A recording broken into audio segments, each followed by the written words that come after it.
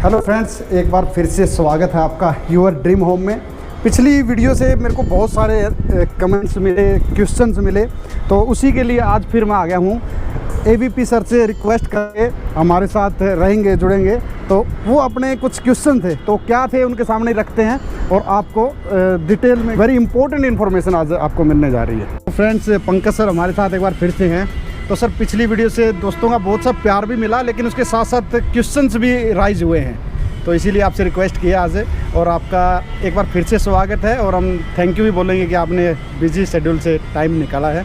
Thank you so much Sandeep ji, इतना प्यार देने के लिए। आपके व्यूअर्स की मुझे भी लगता है कि काफ़ी सारे क्वेश्चंस होंगे, तो मेरी तरफ से तो ये है कि मैं चाहता हूँ कि जितने से ज़्यादा से ज़्यादा लोगों को अवेयर कर सकें कि प्रॉपर्टी में क्या क्या चीज़ें उनको चाहिए हैं। किसी भी तरह के कोई भी ऑप्शंस हैं, आप मेरे से पूछ सकते हैं। बिल्कुल सर। अभी जैसे रिसेंटली है ना, एक मेरे दोस्त मिले मेरे को, तो वो उनसे मेरे को ऐसा फील हुआ कि वो कंफ्यूज हैं, वो इन्वेस्ट करना चाहते हैं। अब उनको ये कन्फ्यूजन था कि प्लॉट लें कि फ्लैट लें। अब वो गवर्नमेंट सेक्टर में जॉब करते हैं, बैंक में एम्प्लॉय हैं, और उनको जैसे कि उनका घर था, अपने पुराने पुश्तैनी घर बिका है, तो उसको 20-25 लाख रुपए आए हैं। अब वो कन्फ्यूज़न में है कि प्लॉट लूँ कि फ्लैट लूँ। इसी तरह काफ़ी सारे लोग हैं जो मतलब ज़्यादा बजट भी नहीं है लेकिन इन्वेस्ट करना चाहते हैं। बिल्कुल। तो उनको कन्फ्यूज़न है प्लॉट फ्लैट में, तो ये आप आज प्लीज़ क्लियर कर दें। संदीप जी, बिल्कुल आपने ठीक कहा। जैसे आप ही की बातों से पता चला कि जैसे अगर उनके पास अपने 15-20 लाख रुपए उनके पास अवेलेबल हैं और वो जॉब कर रहे हैं, गवर्नमेंट जॉब कर रहे हैं, तो वो जो है अगर बजट बढ़ाते हैं तो इजीली वो प्लॉट ले सकते हैं, क्योंकि 15-20 लाख रुपए डाउन पेमेंट देकर वो अपना प्लॉट लेते हैं, क्योंकि प्लॉट पे जो है 60 से 70% तक ही लोन हो पाता है, तो मार्जिन मनी दे देते हैं और फिर कंस्ट्रक्शन के लिए अलग से लोन ले सकते हैं। तो सर चलो, ये तो ठीक हो गया भाई, जिसके पास थोड़ी सी अमाउंट ज़्यादा है ना।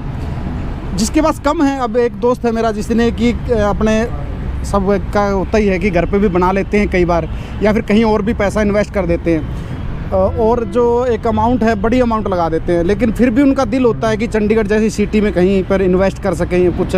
जैसे मैंने पिछली वीडियो में बताया भी था, योर ड्रीम होम सबका ख्वाब होता है, तो उसमें बताएं अगर किसी के पास छोटी अमाउंट है तो वो क्या करें। संदीप जी, किसी के पास भी अगर मैं ये कह सकता हूँ कि मात्र 2 लाख रुपए भी हैं तो वो भी घर ले सकता है।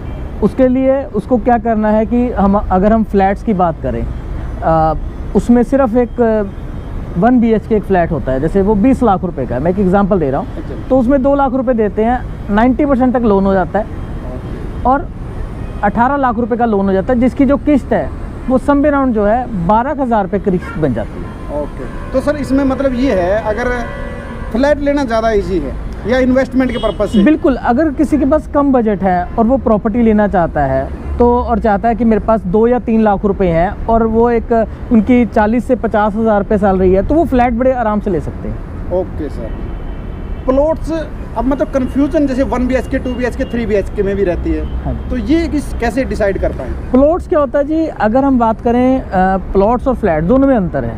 प्लॉट्स मैंने जैसे आपने इनिशियली बताया, अगर किसी के पास अपने पास मार्जिन मनी 10 से 15 लाख रुपए स्टार्ट पड़े हैं तो वो प्लॉट की तरफ जा सकते हैं। किसी के पास 2 लाख, 3 लाख या 5-7 लाख रुपए तक, 8 लाख तक है, तो वो फ्लैट के लिए जा सकते हैं। ओके, और अपनी रिक्वायरमेंट के हिसाब से डिसाइड कर लें। फैमिली किसी की एक्चुअली क्या होता है, जितनी आप अगर आप रेंट पे रह रहे हैं और आपकी सैलरी है 40 से 50 हज़ार रुपये, तो आप तकरीबन 10-12 हज़ार रुपये रेंट लेते हैं। तो आप अगर स्टार्ट कर रहे हैं और आपके पास आप EMI निकाल सकते हैं 20,000 रुपये तक की, तो आपको 2 BHK लेना चाहिए।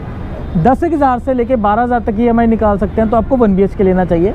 और अगर आप जो EMI है वो तकरीबन 28,000 से लेके 35-40 हज़ार तक नहीं निकाल सकते तो आपको 3 BHK लेना चाहिए। तो सर ये तो रेजिडेंशियल हो गया सारा ना अपना। जैसे मेरे को पता है कि अपनी सोसाइटी में कॉमर्शियल भी प्लान है कुछ, तो उसके अलावा भी कर सकते हैं। मान लो रेजिडेंशियल का बता दिया भाई 1 BHK, या फिर प्लॉट किसके लिए है या फ्लैट किसके लिए है, तो कॉमर्शियल में अगर किसी को इन्वेस्ट करना हो तो हो सकता है, किस टाइप से हो सकता है वो थोड़ा बताइए। अगर हम बात करें कमर्शियल की, कमर्शियल में भी 2-3 तरह के ऑप्शन आते हैं। कमर्शियल में आते हैं जैसे सोहोज आते हैं, स्मार्ट ऑफिस, होम ऑफिस, और उसके अलावा शॉप्स आती हैं और शोरूम्स आते हैं जो कि फ्लोर वाइज सेल आउट होते हैं, जैसे upper ground, lower ground floor, क्योंकि सभी का बजट नहीं होता कि परचेज़ करने का। ओके, तो वो चूज़ कर सकते हैं।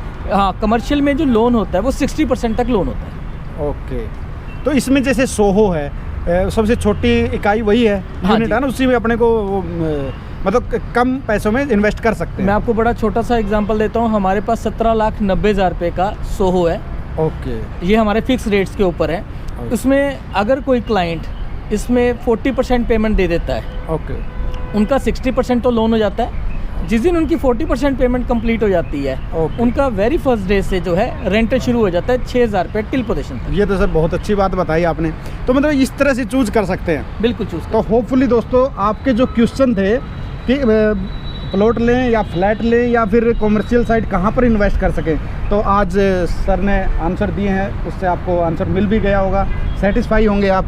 इसी तरह की सर के साथ जुड़ के या जो भी अपने ऑफिशियल एक्सपर्ट हैं उनके साथ जुड़ के आप लोगों के क्वेश्चन के आंसर मिलते रहेंगे। और सर आपने टाइम निकाला उसके लिए आपका ही बहुत बहुत धन्यवाद। धन्यवाद संदीप जी। मैं तो चाहता हूँ कि आप और ज़्यादा से ज़्यादा लोगों को अवेयर करें, क्योंकि जितनी अवेयरनेस होगी उतना लोगों के लिए प्रॉपर्टी एक अगर हम बात करें रियल एस्टेट में इन्वेस्टमेंट सबसे सेफ इन्वेस्टमेंट माना जाता है। क्योंकि हम ये तो सर सोने से भी ज़्यादा माना जा रहा अभी फिलहाल। बिल्कुल, अगर पुराने टाइम से अगर हम बात करें, लोग रियल एस्टेट में और गोल्ड में ही प्रॉपर्टी में ही पैसा लगाते थे।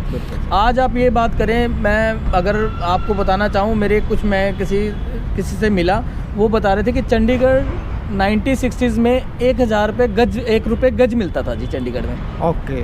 और चंडीगढ़ की कमर्शियल प्रॉपर्टीज़, यानी कि अगर हम चंडीगढ़ सेक्टर 17 के सामने की बात करें, जो शोरूम्स की साइड्स हैं, वो 14,000 रुपये गज में, 14,000 रुपये सॉरी में पूरा प्लॉट बिका हुआ है जी। अच्छा, 14,000 में पूरा प्लॉट? 14,000 1 रुपये गज में? हाँ, 1,000 रुपये, 1 रुपये गज में। 1 रुपये गज। देखो दोस्तों, ऐसी इंटरेस्टिंग बातें भी आपको पता लगती रहेंगी, चैनल से जुड़े रहें। पिछली वीडियो से बहुत ही प्यार मिला था, होपफुली इस वीडियो को भी आप पसंद करेंगे। इसी तरह की वीडियो आती रहेंगी चैनल पे। चैनल को सब्सक्राइब करें, लाइक करें। आज का वीडियो देखने के लिए थैंक यू। जय हिंद।